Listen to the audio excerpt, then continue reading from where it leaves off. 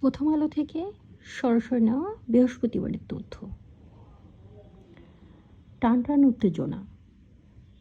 অন্তর্বর্তী সরকারের সময়েও ঘটেছে মানবাধিকার লঙ্ঘন। অন্তর্বর্তী সরকারের সময়েও দেশে মানবাধিকার লঙ্ঘনের ঘটনা ঘটেছে বলে জাতিসংঘের তথ্য অনুসন্ধান দলের প্রতিবেদনে উঠে এসেছে।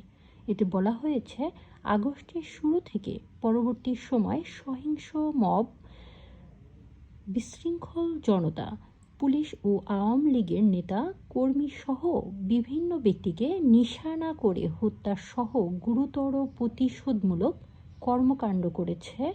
এ সময় হিন্দু, আহমদিয়া, মুসলিম ও পার্বত্য চট্টগ্রামের ক্ষুদ্র জাতিগোষ্ঠীদের সদস্যরাও মানবাধিকার লঙ্ঘনের শিকার হয়েছেন।